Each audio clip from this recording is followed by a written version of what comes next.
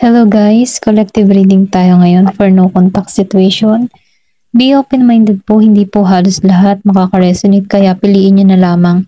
And thank you nga po pala sa mga nag-subscribe, sa mga bumabalik. Welcome po tayo. Tingnan natin kung ano yung current energy ng person mo para sa no contact. Anong energy ng person mo ngayon? Give me the message. Anong energy ng person mo ngayon?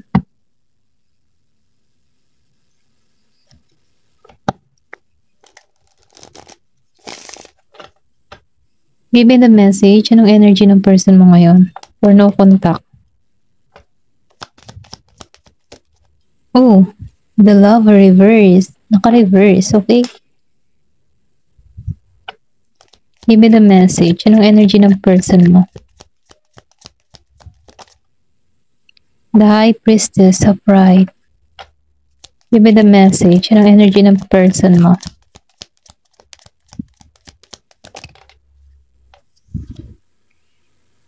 Knight of Wands, reverse.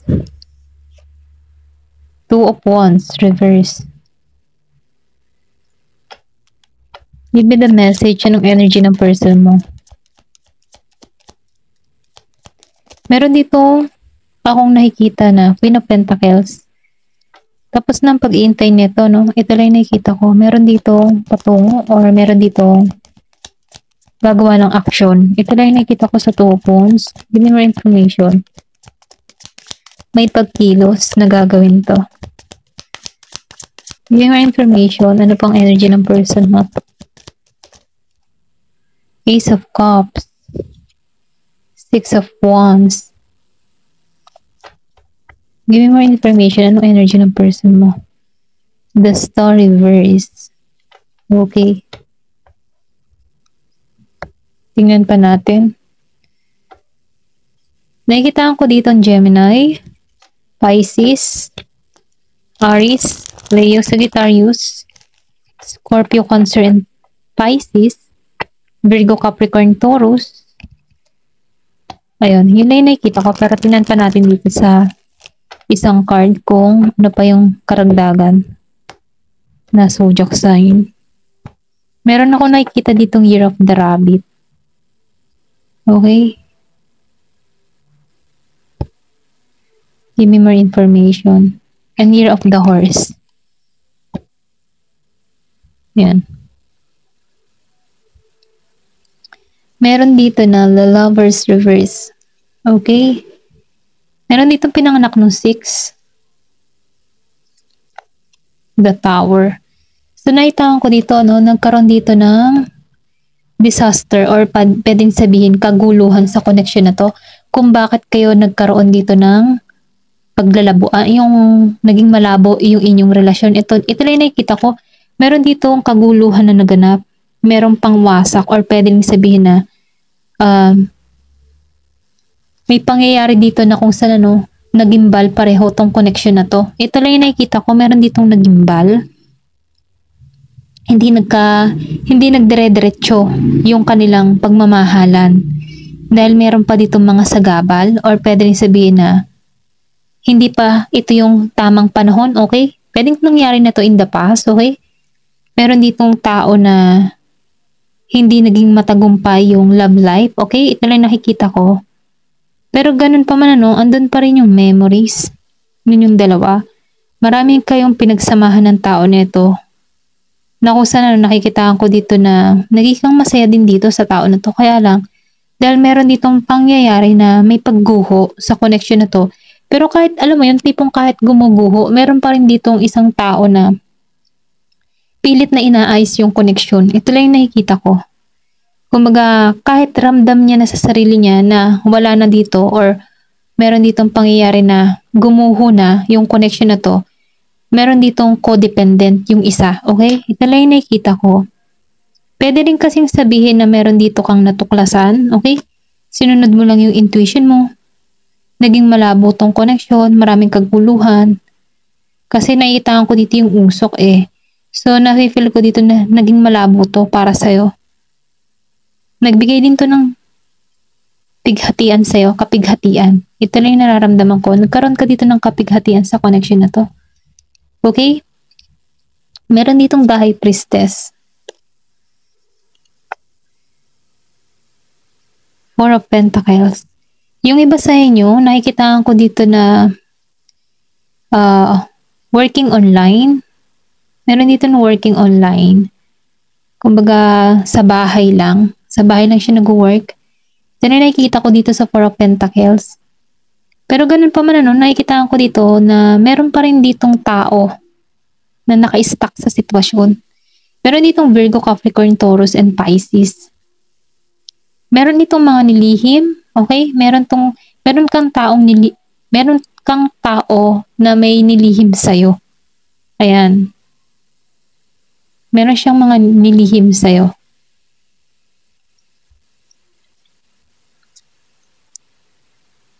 Kung bakit ka nagiging matalino sa panahon ngayon, hindi ka na dito may isahan, okay? Ito lang nafe-feel ko.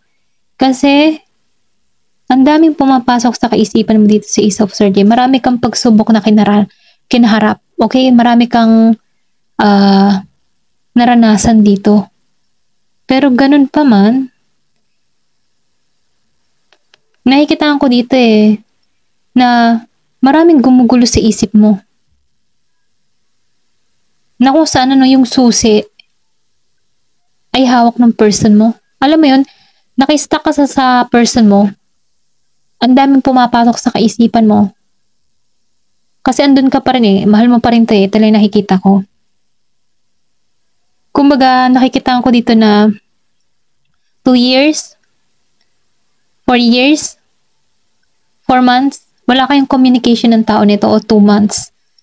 Pero ganun pa man iniwan ka nito naka-stuck Alam mo yun, tipo na hindi mo alam kung paano alisan to. Pero ganun pa man nakikitaan ko dito na nagigi ka ng aware or pwede rin sabing ginigising ka dito sa the High Priestess.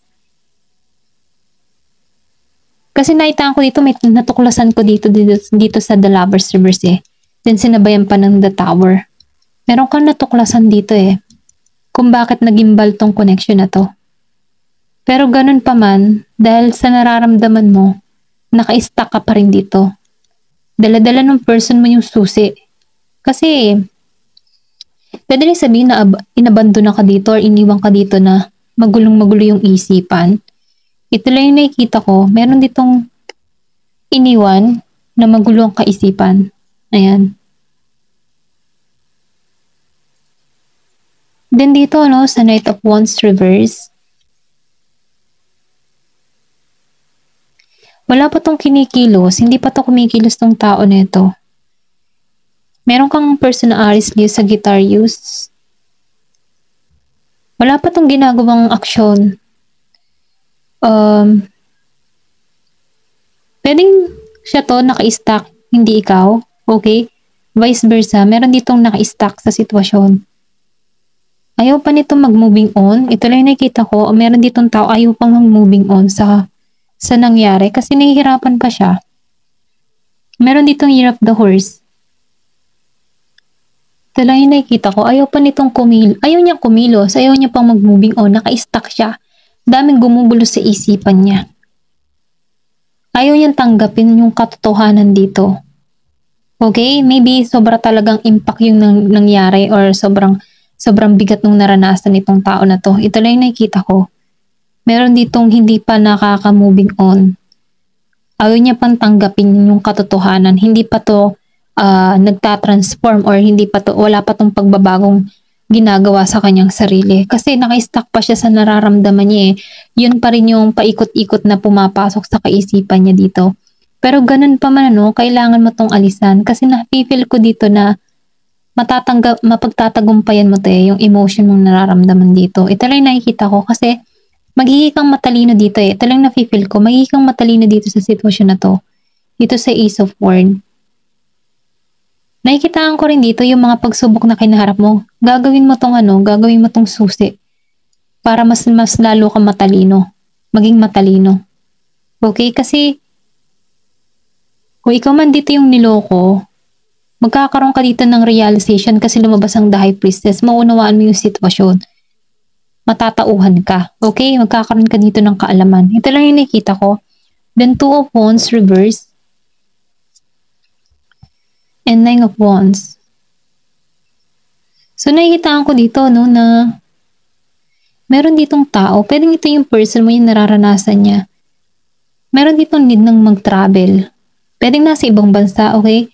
Kasi nakikitaan ko dito yung Earth. So meron ditong nasa ibang bansa, okay? Sa Two of Wands reverse and Nine of Wands upright. May pagkilos na tong gagawin. Kasi dito sa connection na to, pareho kayo nasaktan kasi may pangyayari dito na may gumulo sa connection nyo. Meron din ditong hindi nakaka-move on, naka-stuck sa bahay or pwede rin sabihin ang larangan ng trabaho niya nasa bahay lamang. Wala pang new beginning na nangyayari sa connection na to. Okay, ito lang nakikita ko. Wala pang new beginning na nangyayari sa connection na to. Then nakikita ko dito may travel na magaganap. Meron ditong tutungo sa'yo. Then dito sa Nine of Wands, ikaw yan nararamdaman ko dito na meron kang boundary na nilalagay sa sarili mo. Para kang grounded. Alam mo yung tipo na inaharangan mo yung sarili mo. Okay? Kasi nakikita ko dito na marami kang pagsubok na kinaharap kung bakit ka nagiging matayog. At yung mga pagsubok na kinaharap mo, yung mga pain na naranasan mo, ito yung dun ka humuhugot ng lakas para magpatuloy sa buhay. Ito lang yung napipil ko. Kasi kahit may mga tinikang naranasan or may mga pagsubok kang naranasan dito, andito ka ikaw yung roses dito. Yung mga hindi mo pinapahalata sa tao na nasasaktan ka or meron kang dinadalang mabigat na karamdaman or mabigat na yung hindi mahalata na heartbroken ka, magaling ka magdala. Ito lang yung nakikita ko dito.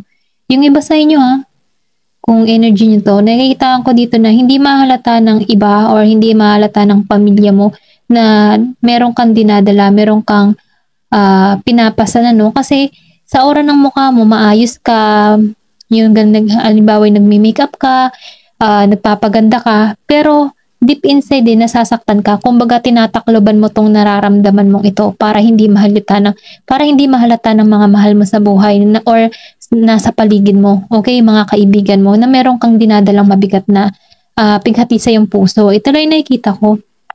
Nakikita ditong strong na babae or strong na lalaki. Kasi hindi mo pinapahalata na meron kang mabigat na dinadala. Ito lang yung nakikita ko dito sa Nine of Wands. Then dito sa Queen of Pentacles, meron dito Year of the Rabbit. Akong nakikita. Meron din dito na tao na hindi pa matagumpay sa kanyang larangan ng trabaho. Yung tipo ba nahihirapan siya or pwede rin sabihin kulang pa yung kanyang kita, hindi pa siya stable sa panahon ngayon dito sa Queen of Pentacles reverse. Kumbaga, nafe-feel ko dito na nag-iisip to, may problema tong tinatahak. Lalo-lalo na sa pera. King of Cups. Nakikita ko dito sa King of Cups, meron talagang travel na patungo sa'yo, okay? Meron ditong gagawa ng aksyon. Or pwede rin sabihin, ito yung person mo, yung sa Nine of Wands. Mabigat na yung kanyang nararamdaman kahit pinapakita niya sa iba na okay siya pero ang bigat-bigat na nararamdaman niya. Then sinabayan pa ng Two of Wands reverse. Meron na tong action na gagawin. Okay? Meron ditong nag-work in shift or sabihin natin meron kang person dito na nagtatrabaho sa dagat, mga ganun baga, himpapawid or pwede rin sabihin mga sa barko, mga cruise ship, mga ganun ba, seaman, or sa mga himpapawid, mga ganun ang trabaho nito. Yung nagta-travel kung saan-saan. Ito lang yung nakikita ko. Meron kong mensaheng marireceive dito or pwede rin sabihin na nag-iisip kong tao nito na bigyan ka ng mensahe. Ito lang yung nakikita ko. Nakikita ko rin dito yung paglago ng tao na to. Okay, pero meron din dito yung iba sa inyo hirap sa pinansyal. Then yung isa dito, meron lumalago. Ace of Cups.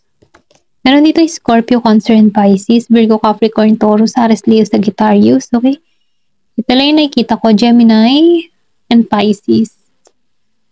Meron ditong Three of Cups, reverse. Gusto nito magbago, Gusto nito ng new beginning sa'yo, okay? Ayaw niya lang basta kaibigan lang. Gusto ka nitong offeran.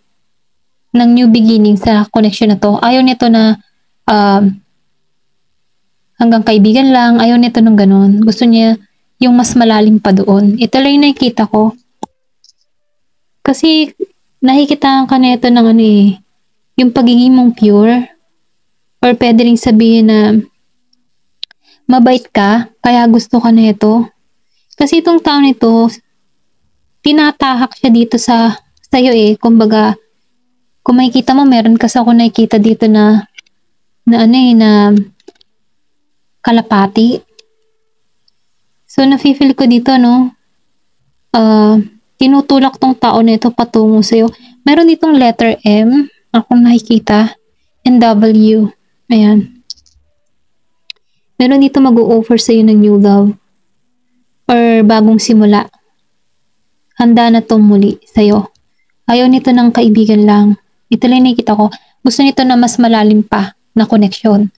Kasi gusto nitong bumawi eh, itong person mo. Kasi meron ditong nangyari sa inyong disaster sa connection nyo. Hindi pa rin to makapag-moving on. Nahihirapan siya. Kumbaga, malayo kayo sa isa't isa pero dala-dala pa rin yung bigat sa kalooban niya. Okay? Kumbaga, habang to'y nagtatrabaho, pinakikita niya sa tao na okay siya pero deep inside, ang bigat-bigatan ng loob nito. Tutungo to sa'yo. Ito lang yung nakikita ko. Need ng travel patungo sa'yo. Okay, tinampan natin. Dito ano, Six of Wands. Meron dito Queen of Swords reverse. So nakikita ko dito, no, meron dito magbababa na ng ego niya, magbababa na ng pride niya. Ito lang yung nakikita ko. Meron dito makikipagkasundo or pwede rin sabihin na magkakaroon dito ng kasunduan. Yung tipo magbabati na. New beginning. Okay? Ito lang nakikita ko. Meron ditong patungo sa'yo sa Six of Wands. Kumbaga gusto nitong maging success yung connection at meron ditong ibababa niya na yung ego niya, yung pride niya sa Queen of Swords reverse. Then na-feel ko din dito no na itong tao na to meron ditong mensahe talaga, message na parating sa'yo. Then the Star reverse. So nakikita ko dito na meron ka ditong hiling na hindi natupad. Okay? Pwedeng nangyari na to or pwede rin sabihin sa panahon ngayon meron kang hinihiling na hindi pa natutupad.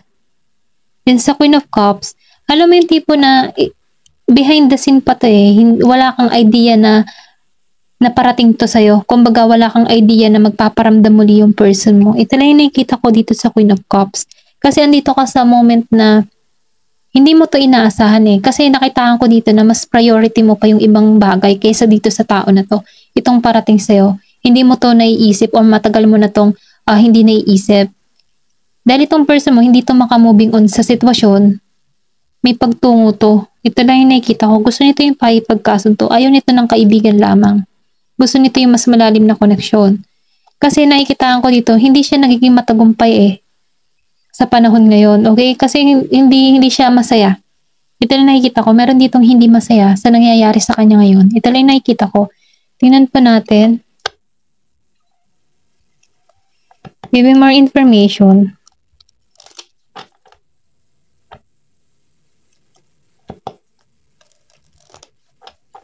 Ano pa yung mensahe?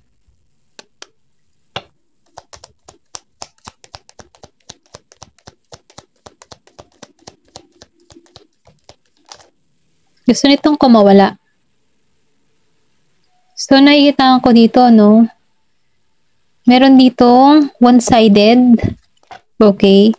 Kumbaga, nafe-feel ko dito, meron ditong napuno na rin eh. Ito na yung nakikita ko. Meron din ditong soulmate. So, nandito ka sa soul connection or soul contract. May soul contract kayo ng tao nito kung bakit hindi pa nito ma-let go ka or pwede rin sabihin na nararamdaman mo pa ang energy ng tao nito kasi may soul contract kayo, may pagka-soulmate kayo dito. Ito na yung nakikita ko. Then dito sa sunglasses, meron dito nag-i-stock sa'yo. Kung anong ganap mo sa buhay mo, ini-stock ka ng tao nito, tinitingnan ka nito. So, social media, nagpo-focus to sa'yo. Kasi, nakikita ko dito yung na talagang pinagmamasdan ka nito, okay? Wala kang idea na itong tao nito nag-i-stock pala sa'yo. Meron ditong talking. So, nakikitaan ko dito na andun ka muna sa moment na nagkakaroon ka dito ng interest sa iba or sabihin natin nagkakaroon ka ng nakikipag-usap ka sa mga friends mo. Ganun ba? Then, nakikitaan ko rin dito na meron ditong pumupukaw sa'yo ng interest. Okay? Kumbaga, meron kang maybe meron kang ini-entertain na iba na mas yun yung nakapukaw para sa iyo. Ito lang nakikita ko. Give me more information. And then yung iba naman meron dito nag-iintay na mag-message ka. So nagkaroon dito ng breakup, separation, okay? Nagkaroon dito ng silent treatment. Inabando na. Give me more information. May hiwalaing naganap. Coping. So, nakikitaan ko dito, no, natapos na to, meron dito gusto ng bagong simula. Gusto nito ng pagbabago. Then, gusto nito ng lumago. Maybe, matagal na kayong hindi nagkikita. Kaya itong tao nito, nagkaroon na ng, growth sa kanyang sarili. Pwedeng nagmamature na siya. Na-realize niya na na-edad na siya. Mga ganun ba? Meron ditong passion. So, nakikitaan ko dito, no, andun pa rin yung kanyang nararamdaman. Or pwede rin sabihin, kayong dalawa, kaya lang may pagtitiis. Ayan. Gusto nitong, may chemistry naman kayo dito. Ito lang yung nakikita ko. Kaya lang, meron lang gumulo sa connection nyo. Give me more information. Girl talk. So, nakikitaan ko dito na nagmo-moving on ka na. Happily ka bilang isa kang single. Yung ini-enjoy mo muna yung pag-iisa mo. Ito na yung nakikita ko. Yung iba sa inyo, ha? Give me more information. So, yung iba naman, nagkakaroon ng healing sa heartbreak. Kumaga, pinapalaya nung iba yung mga experience niya sa toxic na relasyon or sa addiction. Yan. Tinutulungan mo na dito yung sarili mo para mag-healing ng lubusan. Then, yung iba naman sa inyo, nagkakaroon dito ng overthinking. Then, nakikitaan ko dito na naaalala nito. Pwedeng ikaw to, pwedeng yung person mo, naaalala nito yung mga pangyayari. Yung mga pangyayari sa inyong dalawa. Paulit-ulit na pumapasok yung eksena. Kung bakit kayo nagkahiwalay. Yung mga ganun ba? Ito na nakikita ko. Mayroon ditong paulit-ulit na pumapasok sa kanyang kaisipan yung mga nangyari. Meron ditong addiction. So, nagkakaroon ka dito ng obsession or pwede rin sabihin yung person mo nagkakaroon dito ng obsess. Kumbaga, nakagapos pa rin siya sa puso. Puso mo, ganun ba? Ayaw niyang tanggapin, hindi siya makamoving on sa sitwasyon. Then, nakikitaan ko rin dito, no? Kasi, may pagka-codependent ito eh. Ito lang yung nakikita ko.